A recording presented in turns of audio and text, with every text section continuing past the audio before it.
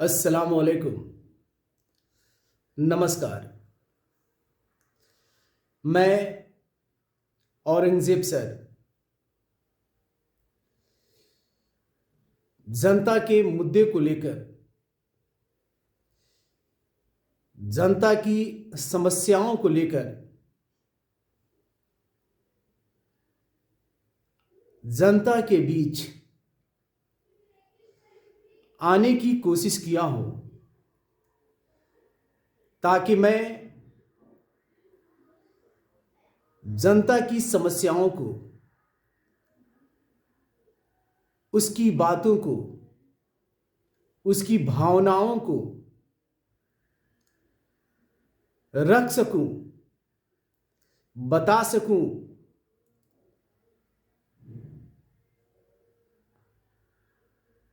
देखिए, अभी कुछ महीनों पहले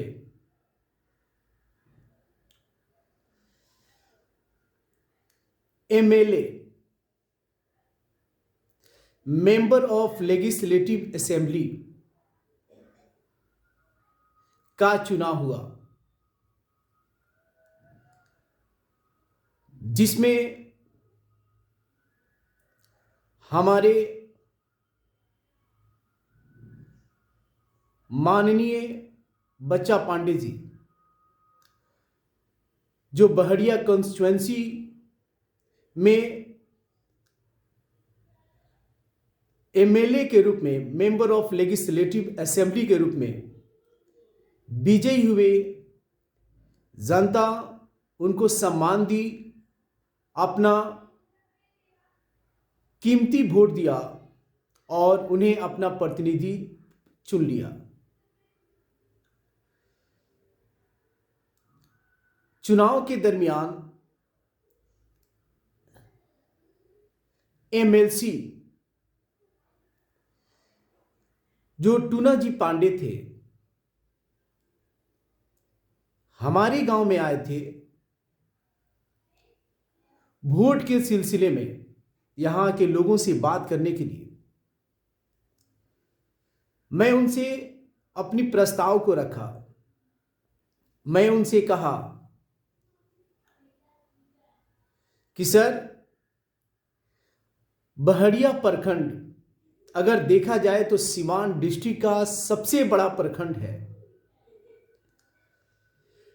लेकिन बहड़िया प्रखंड की बदकिस्मती यह है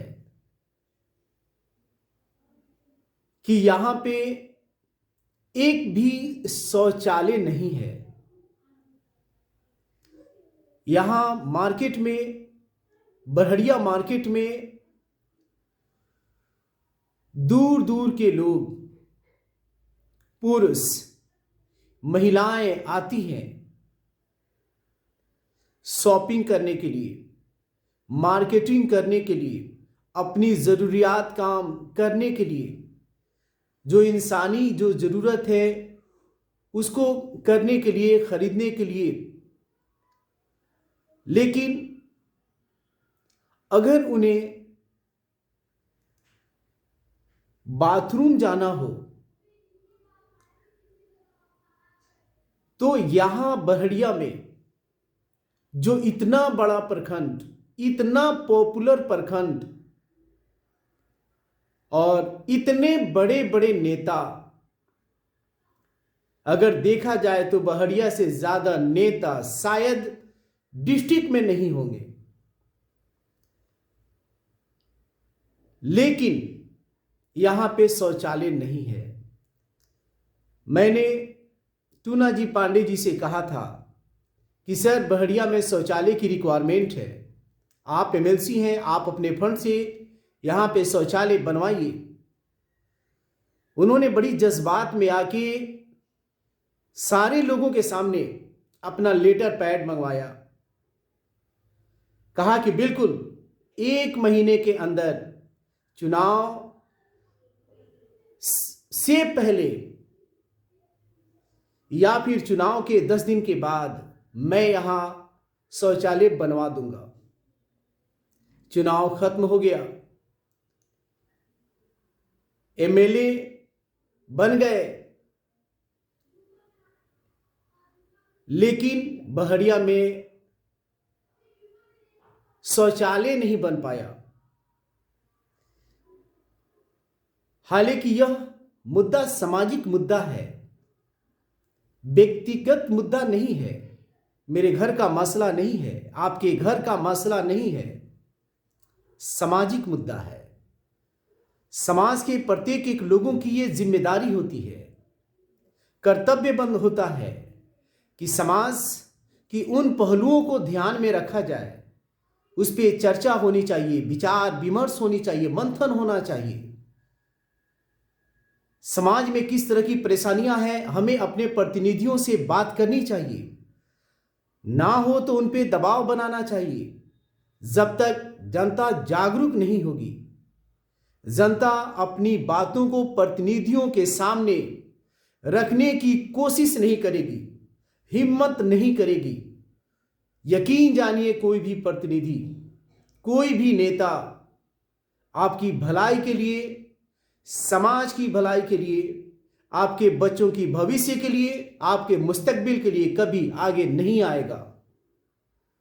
ये आपकी जिम्मेवारी है, ये बोझ जनता के कंधे पर है। हम पूरी तरह से हाथ पे हाथ रख के बैठ जाते हैं, सोचना शुरू कर देते हैं कि हमारी आवाज हमारा प्रतिनिधि उठाएगा। नहीं होता है ऐसा। आपको अपनी आवाज स्वयं उठाना होगा, खुद को उठाना होगा। समाज की समस्याओं को, गांव की समस्याओं को आपको खुद उठाना होगा। एकजुट होकर एक प्लेटफॉर्म पर आकर आपको अपनी आवाज को उठाना होगा।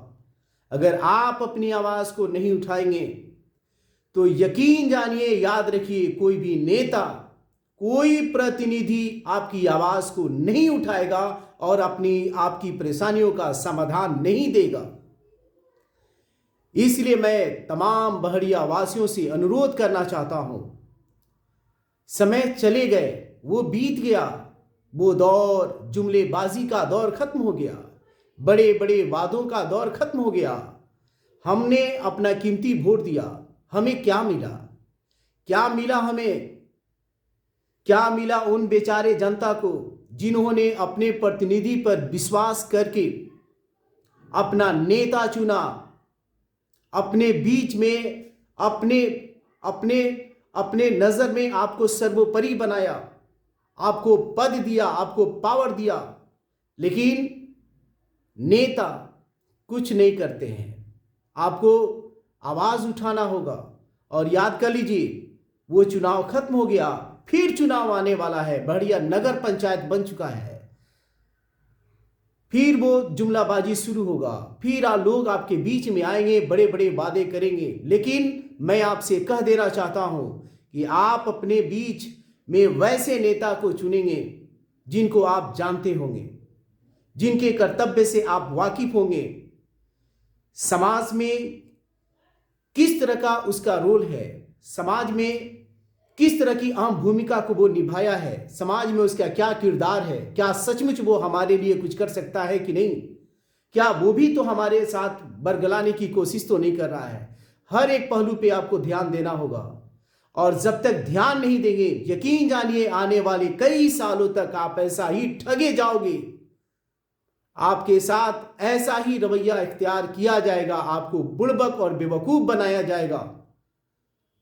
इसलिए मेरे दोस्तों, मेरे भाइयों, मेरे नौजवानों, मैं आप सारे लोगों से कहना चाहता हूं, वोट जिसकी कीमत नहीं होती, वोट अगर एक वोट की कीमत अगर 1000 करोड़ रुपया भी अगर कोई दे तो अपने वोट को मत बेचना। वोट तुम्हारी शान है, तुम्हारी जमीर है, तुम्हारा अधिकार है, तुम्हारा शब्द है, तुम्हारी विचार है। अगर तुमने अपने विचार को बेच दिया तो गोया जानो कि तुमने अपने आप को बेच दिया, तुमने अपने जमीर को बेच दिया। अगर आज तुम अपने वोट को बेच दोगे तो तुम आवाज उठाने के काबिल नहीं रहोगे। यूं ऐसे समझ लो कि तुम एक जिंदा चलती फिरती एक लाश हो।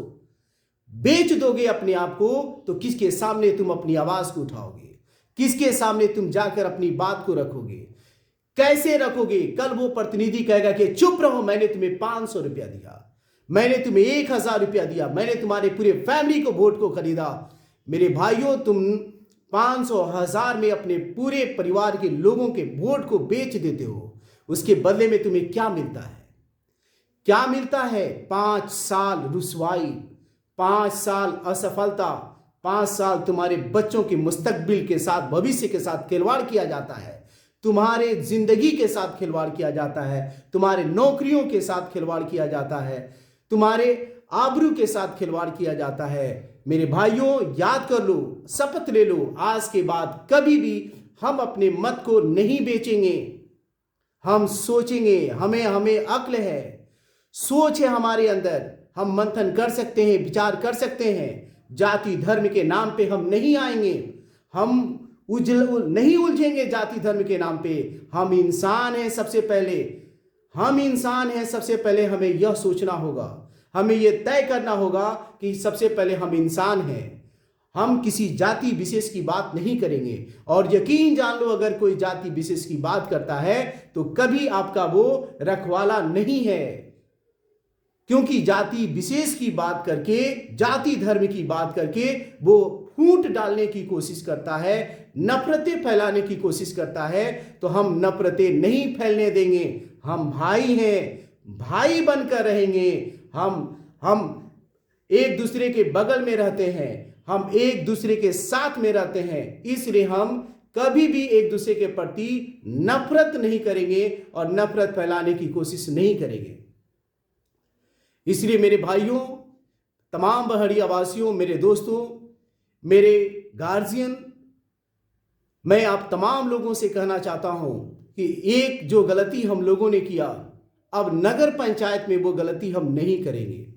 हम सोचेंगे, विचार करेंगे, उसके बाद डिसीजन लेंगे और हम वैसे उम्मीदवार को चुनेंगे जो आपके लिए काम करेगा, जो आपके लिए भलाई के लिए काम करेगा, आपके बच्चों के लिए काम करेगा, आपके लिए काम करेगा, आपको खुशी देगा, माहौल को खुशनुमा बनाएगा, अपराध मुक्त बनाएगा। यहाँ पे किसी तरह की कोई भी अराजकता का माहौल पैदा नहीं होने देगा। आपको ये तय करना होगा कि हमें ऐसा प्रतिनिधि चाहिए जो आपकी प्रतिनिधित्व कर सके और आपके बीच में खुशहाली ला सके।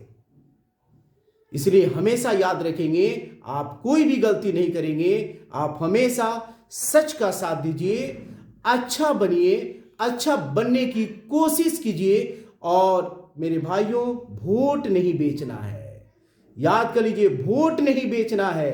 वोट बहुत कीमती चीज होता है। तुम अगर वोट बेच दोगे तो तुम अपने अधिकार को बेच दोगे, अपने आप को बेच दोगे। इसलिए वोट नहीं बेचना है। चलिए, मैं इन्हीं शब्दों के साथ अपनी बातों को खत्म करता हूं। फिर हमारी मुलाकात होगी।